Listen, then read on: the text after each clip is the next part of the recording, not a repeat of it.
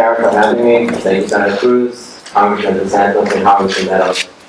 15 years ago, yesterday, my entire life was changed. My dear sister Nancy was killed in a terrorist attack of September 11, 2001.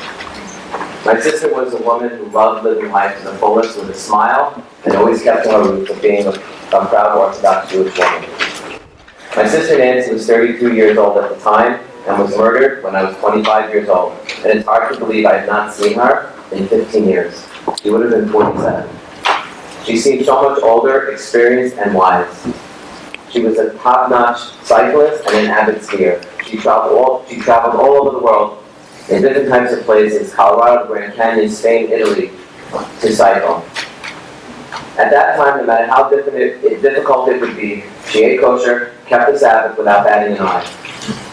During the summer, she would race out of town on Sunday morning. She would travel after the Sabbath for 3 hours just to arrive at the motel at 2 a.m. in the morning. Sleep only a few hours just because the Sabbath was more important to her. The other races would arrive earlier, traveling on Saturday, and be well rested for the race. All that time, her friends respected her for holding on to her faith, and most important thing in her life, even above her greatest passion, which was cycling. Her friend Tara Parson reminisced about the great season my sister had in the summer of 2001. The highlight of the season was when my sister took second place at the spring Beer Mountain race in upstate New York. The woman who won the race noted that she and Nancy worked together to facilitate the attack on the last climb of the race, to beat the other races. My sister finished second, but she could not be happier for the woman who won in front of her. She would never let her own disappointment be greater than the joy she shared with the other accomplishment. Our friends wrote to my parents, and I quote, "Sometimes I wondered what her life outside cycling was like, because she always seemed to do, all she seemed to do was cycle. I did not know what your daughter was deeply admired and loved by all her friends, and we miss her greatly. Perhaps the greatest contribution someone can make to their friends, family, and colleagues is to inspire others to be great. Nancy was such an inspiration," end quote. Sunday, September 16, 2001, we went to my sister's apartment and found this prayer book, which was sitting next to her table, still open to the daily morning prayers. She had prayed right before she ran out and forgot to close it. This is just one example of what exemplified my sister Nancy. I use the same prayer book every morning when I pray. Throughout the first few months after my sister was killed, my parents were overwhelmed with letters from her friends who knew her and those that we knew and those that we did not know.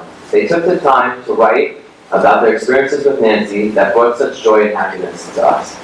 Many of them filled the stories about how Nancy kept strongly to her faith and was a loyal friend.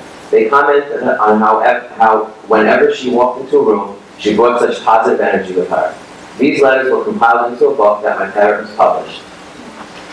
Over the last few years, I have worked with families, American families, that have been impacted by terrorism all over the world.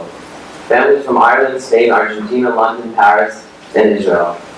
During a recent trip to Israel, I was asked to meet people who lost both of their parents in terrorist attacks. Can you imagine losing both of your parents? I said to the organizer, what would I say to them? He implored that I should come to the dinner, assuming I was walking into a room of teenagers and young adults, but surprised that the room was filled with adults. I spoke with one man by the name of Menachem Gavish. One night, terrorists broke into his house, killed his mother, father, uncle, grandfather, and his brother during the Passover meal. My mouth dropped. I had no words. These are the effects of terrorism. I spoke with another family. The mother was standing in front of her door, and the terrorist took a knife and stabbed her in the chest. And the daughter was sitting right next to her. And the mother held on to the knife to prevent the terrorist from grabbing the knife out of her chest. And she died with the knife in her chest, and her daughter was fine. I spent time with him. I met with another girl. She's 23 years old. The name is Mickey Mark. He's an American citizen. He was traveling on a road, shot by terrorists, crashed his car, and he was dead. I talked to the girl now. She's 23. She has a disabled son that she has to take care of, and now she has 8 other siblings. Now she is the mother. What do I say to her? This is terrorism. with guns, they can come with knives, they can come with bombs, they can come with tractors. Their intention is to murder as many people as possible. Another family that I've come to know is from Sharon, Massachusetts. The boy is Ezra Schwartz, 17 years old, sitting on the bus, minding his own business, listening to music, shot in the head by a terrorist, dead instantly. What do you say to a parent like that? Another family, probably have never heard of him, by the name of Danny Biffler. He was 16 years old, his father was an American citizen, he was an American citizen, sitting on his bus, going to school, and an anti-tank missile was shot, hit his bus, and he died 6 days later. What do you say to a mother? What do you say to a father? I sat with them 3 weeks ago. There's nothing to say. They moved on. But the pain is there every day. One woman I met yesterday who was at the Boston bombing, she pulled up I said, what happened? She pulled up her hands, and you can see, I'm a physical therapist, her entire calf muscle was gone. They had it planned 9 months, therapy, and she's living her life, but the pain is still there. This is not somebody random, this is Islamic terrorism coming home.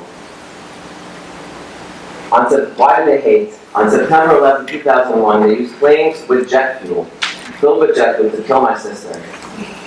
It took 6 months for the medical examiner to let us know for sure that my sister was in fact killed.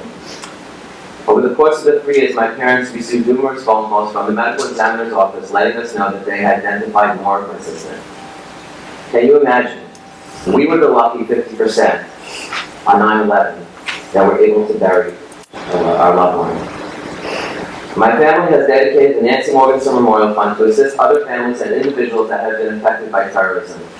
We have worked with families that have lost loved ones to terrorism and those that have been permanently scarred by physical wounds. As a newly registered physical therapist, I understand what her rehabilitation is going to involve. I made myself available for questions they might have about their rehabilitation. For the last 5 years, I've worked with a New York-based security group called CSS that helps guard Jewish institutions, to do my part, to help prevent an American family from going through what my family has gone through. The anniversary of 9/11 reminds me that we are faced with evil on a daily basis that never seems to abate. We constantly hear of new terrorist attacks all over the world.